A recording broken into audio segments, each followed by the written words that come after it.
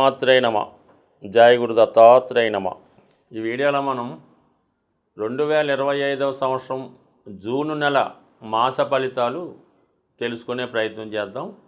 మరి ముందుగా ఈ నెల ప్రారంభంలో ఉన్నటువంటి గ్రహస్థితి పరిశీలించినప్పుడు మరి కుంభరాశి అందే రాహుగ్రహం ఫ్రెష్గా మే 18నే రావడం జరిగింది. సుమారు 1.5 సంవత్సర కాలం పాటు రాహు కుంభరాశి అందే సంచారం జరుగుతుంది. ఇక మేషరాశిలో షష్టగ్రహ కూటమి విడిపోయి సింగిల్గా శని భగవానుడు ఒక్కడే మీనరాశిలో సంచరించడం జరుగుతుంది. ఇంకా 2.5 సంవత్సరాల పాటు అదే రాశిలో అటు ఇటుగా వక్రించినప్పటికీ అదే రాశిలో సంచరించడం జరుగుతూ ఉంటుంది. మరి మేషరాశిలో శుక్రుడు, వృషభ రాశిలో రవి బుధ గ్రహాలు, మిథున రాశిలో మరి కొత్తగా మారినటువంటి మే 15 నుంచి అదే రాశిలో సంవత్సరం పాటు గురుగ్రహ సంచారం మిథున రాశిలో. ఇక కర్కాటక రాశిలో ఈ నెల ప్రారంభంలో కుజుడు జూన్ 6వ తారీఖు వరకు సంచరిస్తూ జూన్ 6 తర్వాత సింహరాశిలోకి ప్రవేశించడం జరుగుతుంది. మరి చివరగా సింహరాశి అందే కేతుగ్రహ సంచారం ఇంకా సుమారు 18 నెలల పాటు అదే రాశిలో సంచరించడం జరుగుతుంది. అయితే ఈ నెల ప్రత్యేకత ఏంటంటే ఈ నెల ప్రారంభంలో గ్రహాలన్నీ రాహుకేతువుల మధ్య ఉండిపోవడం వల్ల ఒక విధమైనటువంటి గోచారరీత్యా కాలసర్పదోష ప్రభావం ఏర్పడింది. అలాగే వృషభ రాశిలో రవి బుధుల సంచారంతో బుధాదిత్య యోగం ఏర్పడింది. కర్కాటక రాశిలో కుజ చంద్రుల ప్రభావంతో చంద్రమంగళ యోగం ఏర్పడడం జరిగింది. ఈ 3 యోగాలు కూడా ఎంతో కొంత వివిధ రాశుల వారి మీద ఎక్కువ ప్రభావాన్ని చూపడం జరుగుతుంది. కుంభరాశి వారికి జూన్ నెల 2025వ సంవత్సరం మాస ఫలితాలు తెలుసుకుందాం. మరి కుంభరాశి వారికి ఇప్పుడు జరిగిన మార్పు ఏంటంటే రాశి అందే రాశ్యాధిపతి రాహువు యొక్క ప్రవేశం. ఇది చాలా వరకు ఈ రాశి వారికి ఒక విధమైనటువంటి ధైర్యాన్ని ఇవ్వడం జరుగుతూ ఉంటుంది. అంటే అది నిజాయితీ అయినటువంటి ధైర్యం కాదు, ఒక మాయ, ఒక ముసుగు లాంటి ధైర్యం ఏర్పడుతుంది అన్నమాట. అంటే ఎలా ఉంటుందంటే వాడి దగ్గర ఒక 100 రూపాయలు ఉన్నా లేకపోయినా ఒక 10 లక్షల రూపాయలు కారు కొనడానికి షోరూమ్కి వెళ్తాడు. అక్కడ ఏదో కొన్నట్టే బేరమాడి దాన్ని కొన్నంత బిల్డప్ చేయడం జరుగుతూ ఉంటుంది. ఈ విధంగా వాడిని హైప్ చేసుకొని తనను తాను గొప్పగా చూపించాలనే ప్రజెంటేషన్ జరుగుతూ ఉంటుంది. ప్రతి విషయాన్ని కూడా విమర్శిస్తూ ఉంటాడు. ఏదో కారు కంపెనీకి వెళ్తాడు, ఆ కంపెనీకి వెళ్ళి పలానా కంపెనీ చాలా మంచిదండి, ఇది పెద్దగా మనకు ఉపయోగం లేదు, ఈ మధ్యన అందరూ కొంటున్నారని కొన్నాం తప్ప నాకు యాక్చువల్గా ఈ బెంజ్ గారే తీసుకోవాలి అన్నట్టుగా అక్కడ బిల్డప్ ఇస్తూ ఉంటాడు. అంటే ఎదుటి వాడిని తక్కువ అంచనా వేయడం, తనను తాను గొప్పగా చూపించుకోవడం జరుగుతూ ఉంటుంది. అయితే స్థాయికి మించినటువంటి ప్రయత్నాలు చేస్తుంటాడు.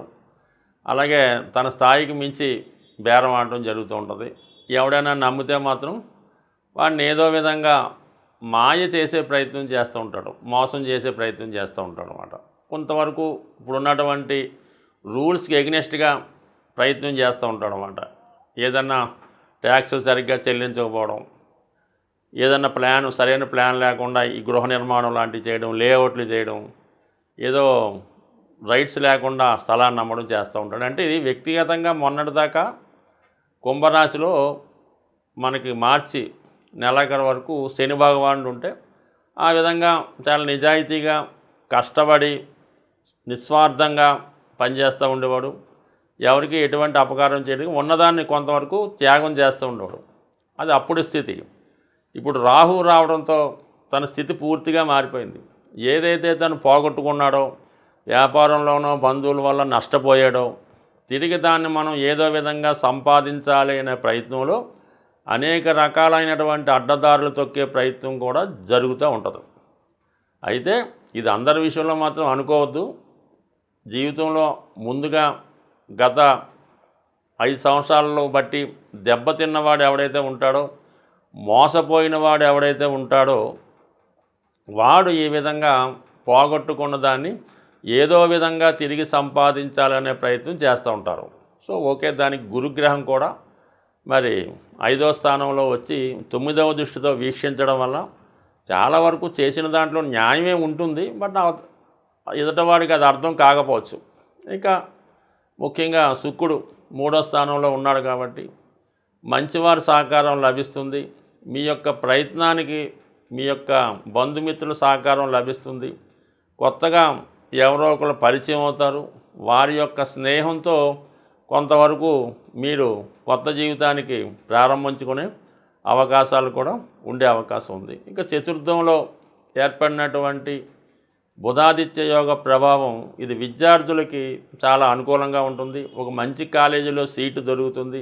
విద్యలో ఎటువంటి ఆటంకం రాకుండా ఆర్థికపరమైన సహకారం కూడా అంత ఉంటుంది. ఇంకా కొంతమంది ఏంటంటే కొత్తగా ఇల్లు అది కొనుక్కొని దాంట్లోకి మారడానికి కూడా అవకాశం ఉంటుంది. ఏదైనా ఈ బుధుడు రవి 4వ స్థానంలో ఏర్పడిన యోగం మంచిది. ఇక 6వ స్థానంలో ఏర్పడినటువంటి చంద్రమంగళ యోగం అంటే ప్రారంభంలోనే ఉంటుంది. కుజుడు కూడా ఇంచుమించుగా జూన్ 6 వరకు ఉండడం వల్ల చాలా వరకు కోర్టు సమస్యలున్నా, ఆర్థిక లావాదేవీలున్నా, అన్నదమ్ములతో బంధువులతో మదర్తో విభేదాలున్నా అవి చాలా వరకు పరిష్కారం అవుతాయి. పోగొట్టుకున్నది ఏదైనా ఉంటే తిరిగి సంపాదించుకుంటారు. ఏదైనా ఇబ్బందుల నుంచి బయటపడడం జరుగుతుంది. ఇక జూన్ 6 తర్వాత కుజుడు సప్తమంలోకి రావడం వల్ల చాలా వరకు మరి భూమికి సంబంధించిన వ్యవహారాలు కలిసి వచ్చినప్పుడు కూడా వివాహ ప్రయత్నాలు వాయిదా పడుతుంటాయి. భార్యాభర్తల మధ్య విభేదాలు వస్తుంటాయి. మీలో కూడా ఒక కొత్త ఉత్సాహం ప్రారంభమై ఏదో విధంగా మనం అనుకున్నది సాధించాలనే మీ ప్రయత్నం కూడా చాలా వరకు నెరవేరే సూచనలు కనబడుతున్నాయి. సో ఈ ప్రయత్నంలో మొత్తం మీద మీరు ఏదైనా ఒక పని చేసే ముందు చాలా వరకు ఆలోచించాలన్నమాట. అది ఎంతవరకు కరెక్టో, మనం ఎంతవరకు దాన్ని చేయొచ్చని ఆలోచించి ఆ ప్రయత్నం చేస్తే మంచిది తప్ప ఏదో అడ్డుగోలుగా మన ఇష్టం వచ్చినట్టు పని జరుగుతుంది కదా, మనీ వస్తుంది కదా వెళ్ళిపోతే మాత్రం కంపల్సరీగా చివరిలో దానికి తగిన పనిష్మెంట్ కూడా ఉంటుంది. అంటే రాహు ఎప్పుడు ధనాన్ని ఐశ్వర్యాన్ని ఇచ్చినా తిరిగి తనతో పాటు తీసుకెళ్ళి చివరికి చక్కగా మరి మంచి ప్రశాంతమైన చోట్ల రెస్ట్ తీసుకునే విధంగా జీవితాన్ని కల్పిస్తూ ఉంటాడు. కాబట్టి ఎట్టి పరిస్థితుల్లో కూడా దురాశగా పోవద్దు. ఉన్నంతలో నిజాయితీగా వెళ్తేనే మీకు నెమ్మదిగా అభివృద్ధి రావడం జరుగుతుంది. అన్ని సమస్యలకి మూలం ధనం. అందుకే ధనం మూలం మిథం జగత్ అన్నారు. ధనం ఖర్చు పెట్టడం అన్నది చాలా సులభం, సంపాదించడం అన్నది చాలా కష్టం. అయితే ఈ ధనం సంపాదించడానికి ఒక సులువైనటువంటి మార్గాన్ని తెలియజేయడం జరుగుతూ ఉంటుంది. అది మీకు ఈ నెల ఫలితాల్లో ఈ అద్భుతమైనటువంటి ధనయోగాన్ని కలిగించే రెమెడీ మీకు చెప్పడం జరుగుతూ ఉంటుంది.